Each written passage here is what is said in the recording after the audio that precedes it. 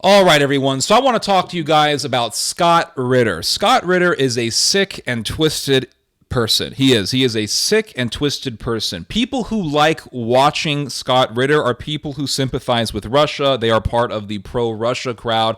And so they'll say things like, Scott Ritter, he is a voice of reason amidst an atmosphere of insanity and craziness. What a voice of reason. And a lot of the people, in fact, you know what? A lot of the people, almost all of the people who watched Scott Ritter started watching him when the war between Russia and Ukraine erupted. And so they would watch Scott Ritter to get insight about the war because he is quite knowledgeable on that particular subject. And I was watching Scott Ritter when the war erupted, not too long after the war took place between Russia and Ukraine. And I thought, wow, this guy's pretty insightful. He's, pretty informative. So I would watch him to just get some insight about the war. And then I started watching his coverage. I started listening to his opinions on the current war between Israel and Hamas. This has been a wake-up call. This guy is sick. He is a deranged, demonic psychopath. This guy is so sick. He starts talking about the massacre that Hamas did. And he talks about how when Hamas, well, for one thing, he says that Hamas is not a terrorist organization. He says that they're not terrorists. And he says that when Hamas invaded Israel on October the 7th, that it was not an act of terrorism. He says that it was a military operation. And not only this, he says that it will go down in history as one of the greatest military raids ever done. This is what Scott Ritter says. And he says that when Hamas invaded the kibbutzes in Israel, when Hamas overran the kibbutzes, the little kibbutz communities in Israel that are right near Gaza, that this was not an act of terrorism, that this was simply a military operation, and those kibbutzes are valid military targets. And he admits that Hamas killed people in the kibbutzes, but he says they were valid military targets, and what Hamas did was not terrorism.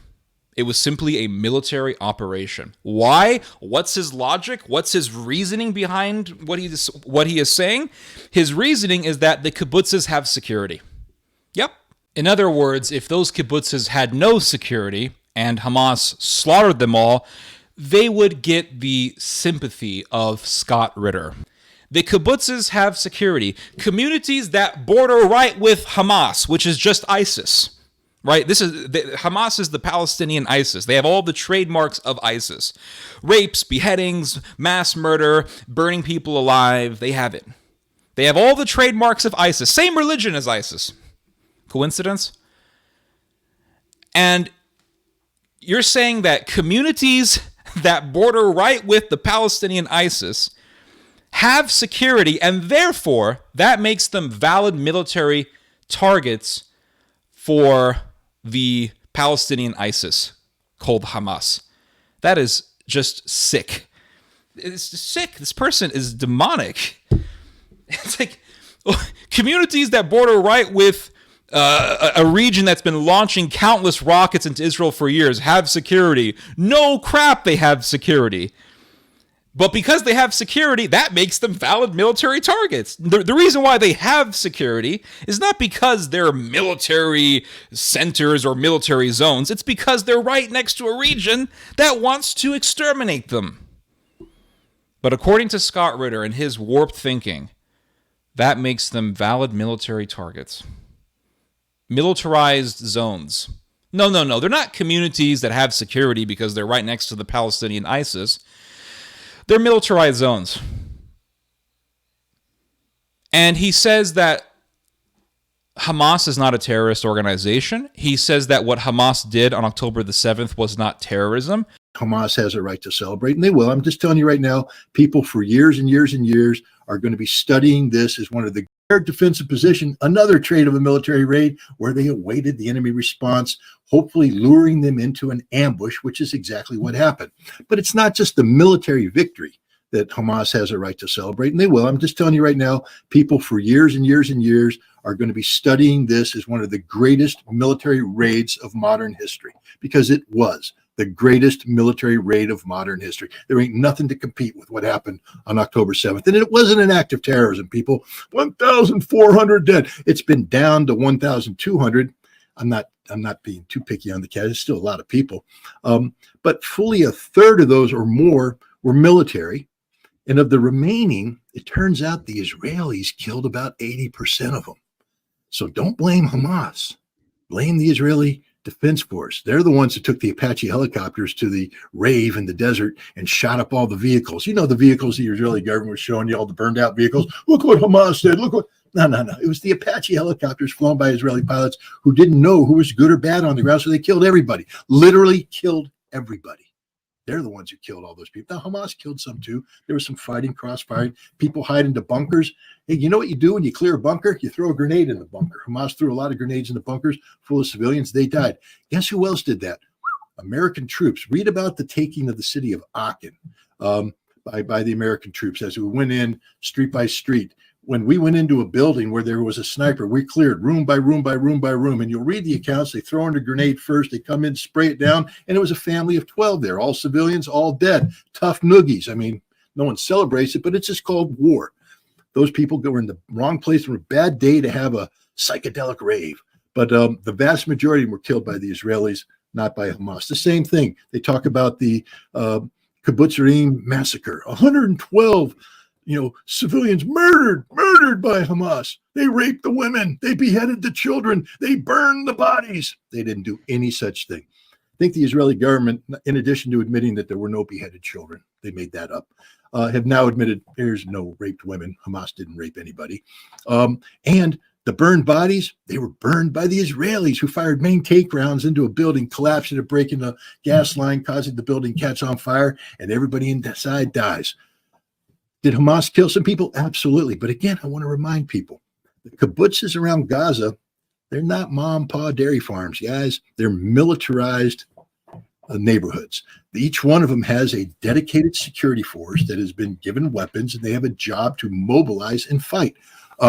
So when Hamas is coming across doing their military raid, they have to treat each kibbutz as a military target capable of mounting an effective defense. And guess what? On occasion, a couple of the kibbutzes got their guys out in time, and they were able to repel the Hamas assault. So had Hamas rolled in slowly and properly and politely, knocked on the door, rang it, look up at the, what's that camera thing in the ring thing? Hi, it's Hamas. Open the door. We're here. They'd have died. They assaulted through, as you do with any military target, and you treat buildings. They had all the lists of who on the security teams were. And when they went in and they saw movement, until they could confirm, they had to treat as military, and they shot and they killed dozens of Israelis this way. There's no doubt about that. You're saying that one of the greatest military raids in history entails a terrorist organization invading a country, not killing most of the people who were killed, and then getting holed up somewhere only to be killed or arrested by the Israelis. That's not one of the greatest military raids in history. Oh, yeah, one of the greatest military raids in history. Oh, but it turns out most of the people killed actually were killed by the Israelis. So Gaza didn't even kill most of those people. And then Hamas just got holed up somewhere and they got arrested or killed. See the contradiction? I'm surprised this guy's on YouTube. I mean, I got penalized by YouTube not too long ago because I did a video against psychopaths like Scott Ritter. And of course, they rescinded the strike on my channel because people in YouTube realized that it was bullcrap. But nonetheless, it's like, how come I'm the one getting strikes, TOS strikes, and this guy's still on YouTube? He's saying that Hamas are not terrorists? And he says that, Hamas, Hamas would tell their Israeli hostages, we're Muslims, we don't behead, we don't rape, we don't do stuff like that. Talk to the Israelis who were taken hostage. They all say that the Hamas people, beyond that initial act of violence in taking them hostage, Hamas treated them courteously, looked after their welfare, reminded them constantly that We're Muslims. We don't do this. We won't hurt you. We're not going to rape you. We're not going to harm you. And they didn't. They didn't.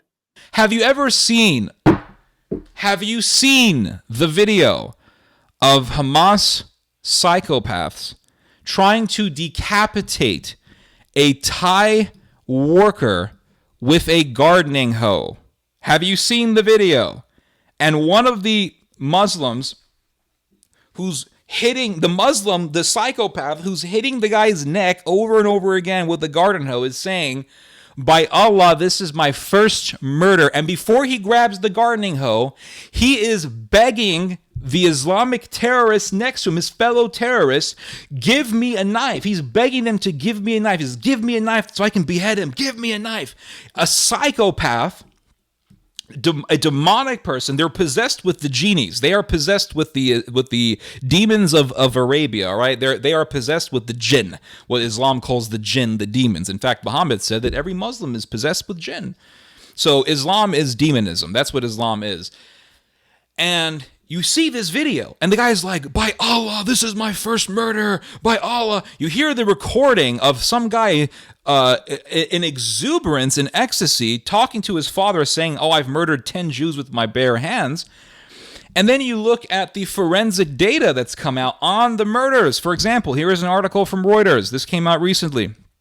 It says military forensic teams in Israel have examined bodies of victims of last week's Hamas attack on communities around the Gaza Strip and found multiple signs of torture, rape, and other atrocities. Officers said on Saturday. Around 1,300 bodies have been brought to an army base in Ramlah in central Israel, where forensic checks to determine the identity of the dead and the circumstances of their death are carried out by specialist teams. So it goes on to say...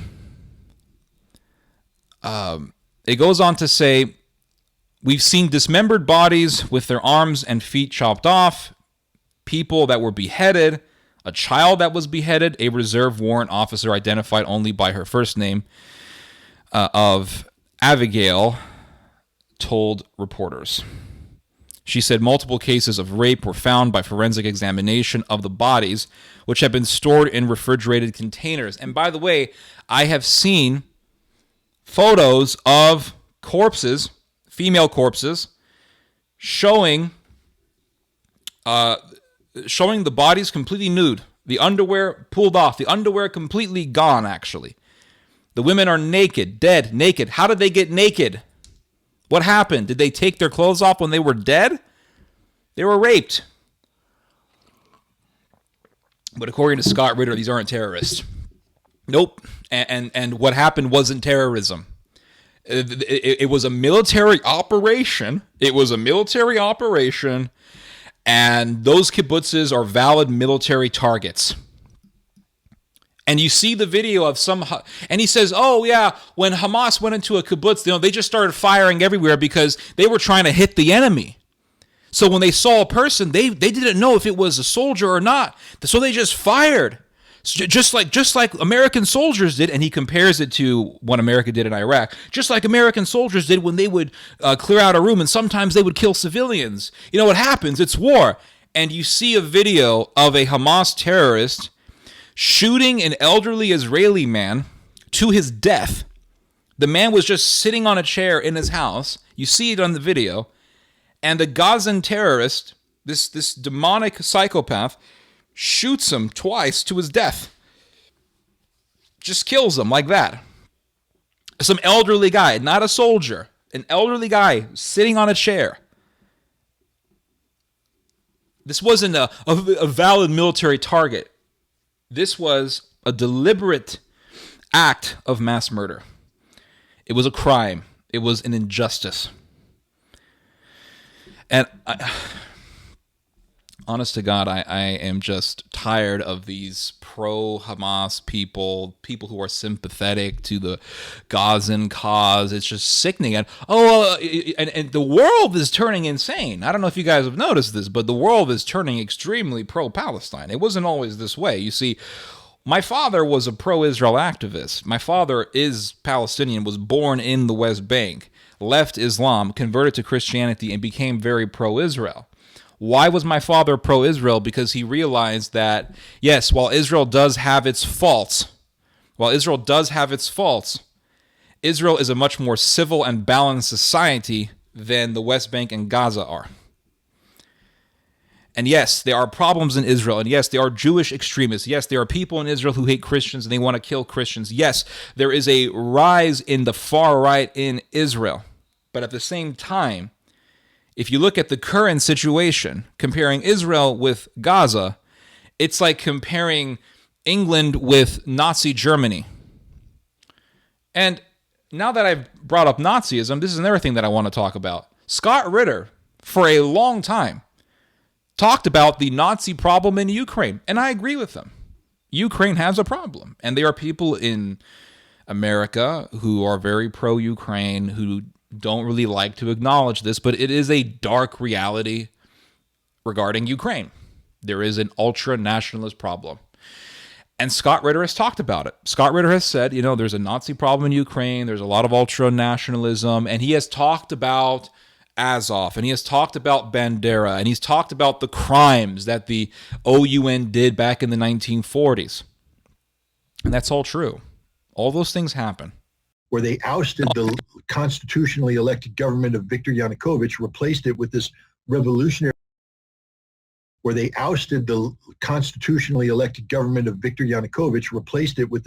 revolutionary government dominated by ultra-nationalist Nazis, the right sector, Sloboda, people who worship Stepan Bandera and the odious ideology that he embraces, came into power, and they began the immediate persecution of Russians. And now it's playing out in front of his very eyes as ethnic Russians are being burned to death in Odessa, being persecuted in the Donbass, run over by tanks, raped, murdered.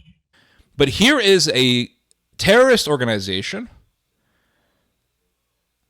that is ideologically speaking akin to Nazism, and they have carried out the biggest massacre of Jews since the Holocaust.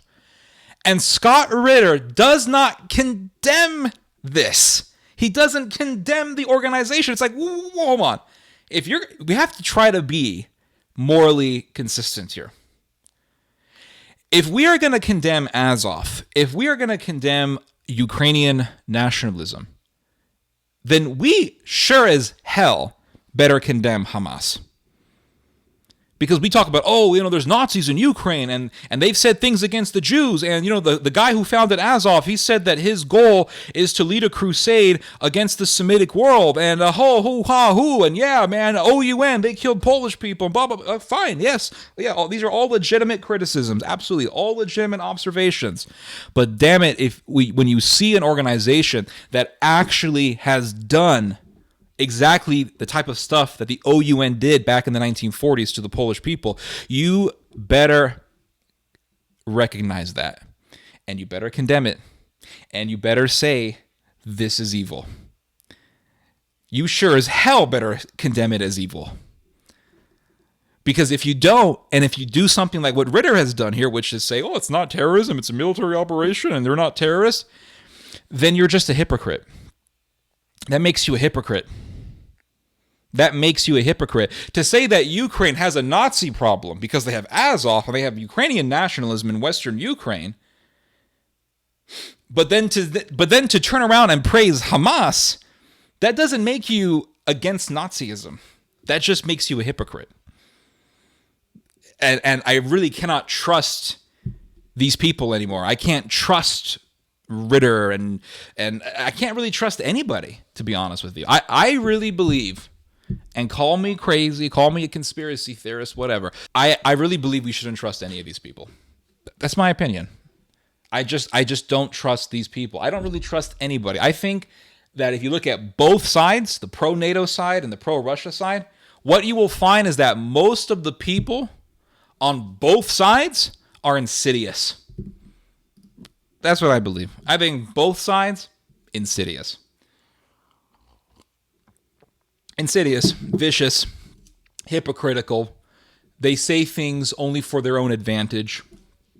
And that's really the bottom line. And here's another thing about Scott Ritter that just makes him a sick bastard. Somebody asked him about beheaded babies. in the kibbutzes. And he said, "Oh no, Hamas didn't behead babies. When we have actually seen evidence to the contrary." And he said, "Well, there is a photo of a baby that's missing a head, but that could have been done by a bullet." And he said, "When you shoot a little melon, pop goes the weasel." Hamas really decapitate? Well, you already answered that, but here's the question anyway. Did Hamas really decapitate babies on October 7th? I have heard otherwise, but my brother claims to have seen it in a video. Yeah, and I said when I talked about it, flash that, not before I talk about it. But yeah, I mean, no, they didn't decapitate babies. Even the Israeli government says there's no evidence to do that. I don't know what your brother claims to have seen. First of all, did he see a decapitated baby? Yeah, there's a video that shows a baby without a head. How did the baby lose its head? That's the question. Because to be decapitated, somebody from Hamas would have to literally take the head off the body. That never happened. The kid might have been hit in the head by a bullet. High velocity round hits a little melon like that. Pop goes the weasel. It may have gotten taken off by an Israeli tank shell. It may have been taken off by shrapnel. There's a lot of ways to take a baby's head off other than having a Hamas guy remove it with a knife. Hamas did not decapitate anyone. When I first heard this, I heard this last night. When I first heard it, I had to pause it. I was like, how can you talk like this? How in the hell can you talk like this? This is sickening. This person is sick. He's demonic, and you can see it in his face. He looks like a serial killer. The guy is sick. And then of course you have the fact that he was imprisoned because he sent a photo of his private parts to who he believed was a 15-year-old girl, when in reality it was a police envoy. There was an undercover police envoy writing him on some chat group, some chat room in the early 2000s, and he thought he was talking to a 15-year-old girl, and the police envoy behind the screen kept telling him, "I'm 15 years old. I'm 15 years old." He didn't care. He kept on going, and eventually he sent a picture of his private parts to this person who he thought was a 15-year-old girl, and he got arrested and he served time in prison. So you have that. And then you have this craziness where he's praising Hamas, saying that it's not a terrorist organization, saying that what Hamas did is not an act of terrorism, saying that what Hamas did will be known as one of the greatest military raids in history. I mean, the guy is a sick bastard. We talk about Nazism and all this stuff. Nazi Germany was occupied by the Allies. Gaza is occupied by the Israelis. Why was Nazi Germany occupied? Same reason why Gaza is occupied. Gaza needs to be denazified. And here's Scott Ritter talking about the Nazi problem in Ukraine. He should be saying that Gaza should be denazified, but he's not. He's praising the terrorists. And I've noticed this a lot with the whole pro-Russia crowd. They're like, they try to come across as like anti-war and all this stuff. There's a lot of weird terrorist sympathy in the pro-Russia crowd. I wonder why. It's very, very strange. But you'll see this sort of thing with like Jeremy Corbyn. I'm not sure if Jeremy Corbyn is pro-Russia, but Jeremy Corbyn refuses to call Hamas a terrorist organization. And then you have like the George Galloway types, and you have your Barnaby Raines. Barnaby Raines, he did a little debate with Jacob Rees-Mogg. I think that's his name. He was one of the guys behind Brexit, and Jacob Rees-Mogg asked Barnaby Raines, "Do you call Hamas terrorists?" And he just didn't want to call them terrorists. So you have these very sick people in the Western world who want to come across as anti-war, pro-peace. You have your Democracy Now! Crowd. A lot of these people are just pro-terrorism. For whatever weird motivations they have, a lot of these people are just very sick and demonic people, and they're just pro-terrorism, bottom line. Anyway, you guys just heard some theology. God bless.